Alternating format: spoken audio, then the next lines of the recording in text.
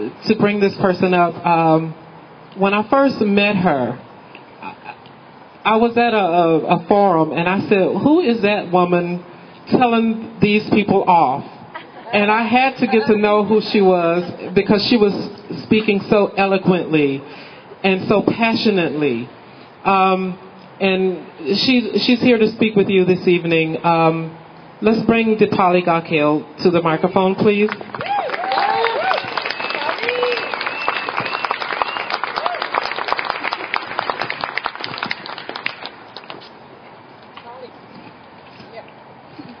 Hi, they'll never accept me in there because I think I talk too much and I have to write things down.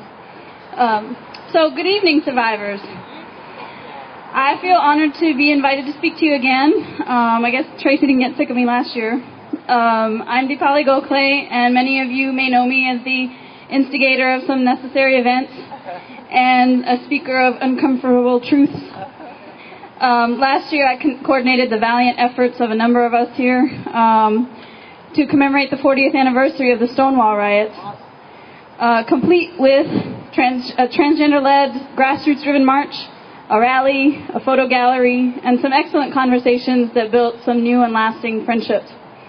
One of those friendships was with Maxwell Anderson, a very gentle and beautiful man whose name I want to say out loud, especially on this day of remembrance. His memory will always remain with me, and I'm pleased to see that his and other efforts inspired a repeat performance of the Stonewall March at Pride in 2009, and again this year, and maybe even a permanent place in the annual Pride celebration. So the Stonewall 40 March rightfully centered the transgender people of color as the most courageous, vulnerable, and most often violated people in the LGBTQ movement. I don't need to convince you, I know. The numbers on the TDOR roster and the experiences of too many people in this room, or on this platform, speak for themselves, and your presence here speaks for the fierce resilience that's born from that kind of adversity. So over the past year and a half or so, I turned my attention to a more specific issue that impacts transgender people, and that's community safety. I should mention that the group that I've been organizing with is called Blocks, and that's the long form of that is Building Local Organizing for Community Safety. So the very existence of TDOR speaks to the sad fact that when it comes to community safety, the existence of gender non-conforming people seems to ruffle the feathers of those who insist that our biology must match our gender presentation and identity, and as those people who are in control of the violence. This is not news. It's a truth that we experience every day, no matter what our gender identity. What doesn't get spoken often enough, though, is that for transgender people, particularly low-income trans youth of color, there are too few sanctuaries, and the traditional methods of creating safety are not available.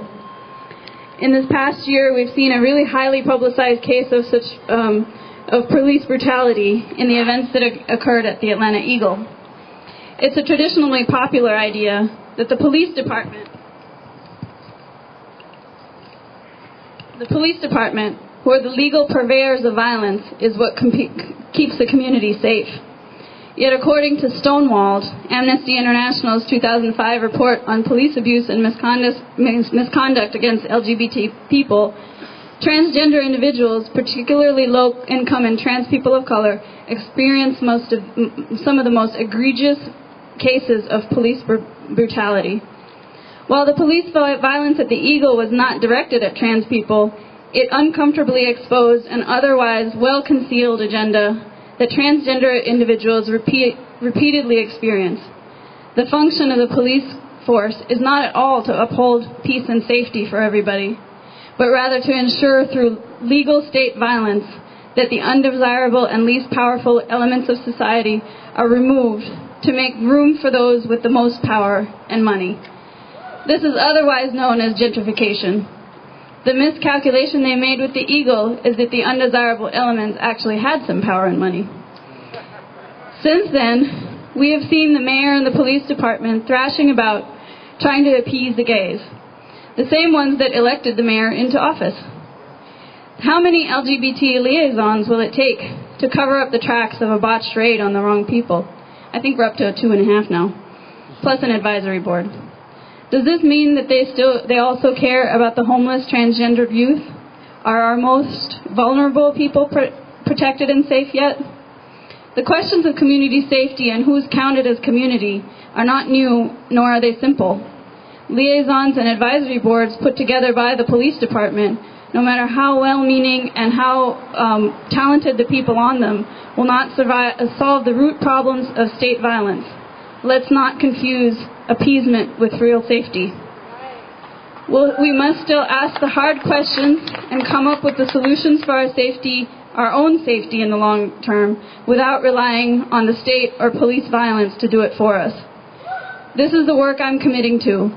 If you are interested in joining me and the conversation that Blocks is having, you can contact me. Just pull me aside after this, and let's do that before another year passes, and we're still reading another long list of transgender and gender non-conforming people, whose names we have to read because they've been killed. Thanks. Thank you, Deepali. I apologize for messing up your last name.